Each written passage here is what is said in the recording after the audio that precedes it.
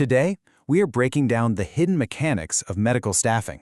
We're going to reveal exactly how to choose the right locum tenens agency in 2026. Look, if you've ever felt like the whole staffing process is just one giant black box, well, you're in the exact right place. Let's get right into it. Okay, let's kick things off with a quick thought experiment. Imagine you've got two different agencies, right? And they're offering you the exact same assignment at the exact same facility. It's the exact same you showing up to work. But here's the catch. Agency number 1 takes just 15% off the bill rate. Meanwhile, agency number 2 takes a staggering 45%. That is a massive chunk of change that just evaporates, dramatically shrinking what you actually get paid. And honestly, why does this even happen? Well, it turns out most physicians just accept the very first number the recruiter throws at them, without even stopping to ask what kind of agency they're actually dealing with. Section 1. The two-tier agency market. To avoid leaving that kind of money on the table, we really need to understand the landscape here, because agencies are absolutely not interchangeable. The market actually splits into two very distinct tiers. On one side, you've got the large national brands. These giants have the deepest facility relationships and a massive assignment inventory, but they take those hefty 30 to 45% margins. On the flip side, boutique and regional agencies offer a narrower inventory, but they run on much lower 15 to 22% margins. Plus, what's surprising here is they often provide way more consistent recruiter retention since they're managing fewer physicians. Now, neither is universally better. It totally depends on whether you're optimizing for maximum choice or hunting for the absolute best rate in a specific market. Section 2. Navigating VMS and MSP systems. Okay, so beyond the agency itself, there's this underlying structural system that most physicians never even hear about. Yet it fundamentally dictates where you can actually work. You see, large health systems increasingly manage their locum staffing through a VMS or an MSP. A VMS is just a software platform that routes requests and tracks submissions and costs across all the agencies. An MSP, on the other hand, is an entirely separate company that runs the contingent staffing function on behalf of the facility. And here is the absolute kicker. These systems run on an approved vendor list. If your agency isn't on that list, you cannot be placed at that facility. Full stop. It literally doesn't matter how incredible your qualifications are or what rate you'd accept. When a VMS or MSP contract locks in that rate structure, your recruiter genuinely might not be able to offer you a single penny more. So for big health systems, the ultimate question isn't just about the margin. It's about whether your agency is even allowed through the front door in the first place. Section 3. The 8-question checklist. To empower you against this whole black box setup, we're going to rapid fire through 8 absolutely essential questions you must ask any agency before you commit. First up, ask them directly about their margin structure on the assignment. Look, they probably won't give you a straight answer, but simply asking the question signals to the recruiter that you understand the mechanics and, more importantly, you are not negotiating blind.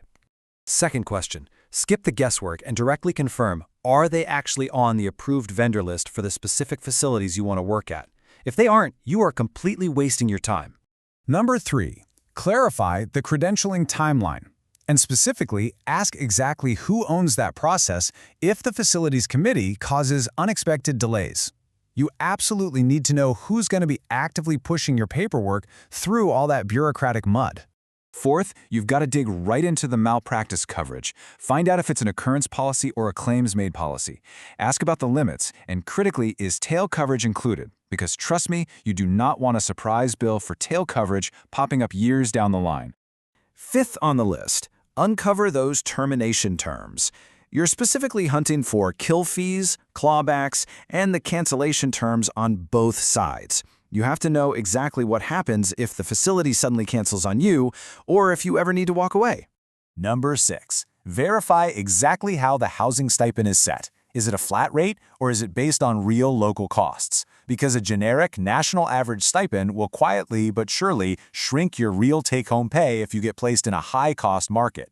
7th. Establish the emergency protocol. Who exactly are you supposed to call at 11 p.m. on a Friday night when your flight gets canceled, your housing falls through, and everything goes completely sideways? You need a real name and a direct line, not some generic 1-800 number. And finally, number 8. Ask to speak with other physicians in your specific specialty who have actually worked with them. But don't just ask if the assignment was good. Ask them how actual problems were handled by the agency when things inevitably went wrong. An agency that answers all 8 of these questions clearly, they're telling you something great. One that deflects? Well, they're telling you something even louder. Section 4. Red flags and submission traps. So, while you're asking those 8 questions, you've got to keep your eyes wide open for some specific red flags that can totally sink your income and mess with your career flexibility. Be highly cautious of any pressure to sign before you've thoroughly reviewed the contract. Watch out for vague or evasive answers on those malpractice terms we just went over, and pay really close attention to the pay structure. A disproportionately large stipend relative to your taxable rate might look amazing at first glance, but that structure actually lowers the agency's payroll tax burden while quietly shifting all that IRS exposure directly onto you. Also, you absolutely must know your state's current laws before signing any restrictive covenants. These state rules vary wildly and they change all the time. For instance, states like Montana and Pennsylvania have recently taken steps to significantly limit physician non-competes. Know the law where you plan to practice before you sign away your future options. Now, you also need to watch out for a massive pitfall known as the double submission trap.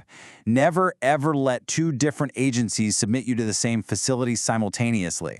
If this happens, the facility generally will not bother refereeing a commission dispute between the 2 agencies. No, they'll just throw out your application altogether and move on to the next candidate. Your application vanishes, and it's through absolutely no fault of your own. But hey, here's the good news. You can easily avoid this nightmare by spending just 2 minutes maintaining a super simple submission log. Every single time you grant an agency permission to submit your CV, just jot down the date, the agency name, the recruiter's name, and the specific facility. This tiny little administrative habit is incredibly powerful at preventing you from losing assignments that you are otherwise perfectly qualified for. Section 5. The multi-agency strategy. This brings us to how the most experienced professionals manage their careers. Because different agencies have wildly varying facility relationships and approved vendor list access, being blindly loyal to just one single agency severely limits your options. The real secret? Most experienced locums run 2 or 3 agencies in parallel. This strategy gives you access to a genuinely broader assignment pool, and even better, it creates actual negotiating leverage. Having a competing offer radically changes the entire dynamic of how a recruiter negotiates with you. So, as we wrap up this explainer, I really want to leave you with this final thought. By utilizing independent tools, like the free rate audits available from Locum Pay Guide, you have the power to check the math yourself.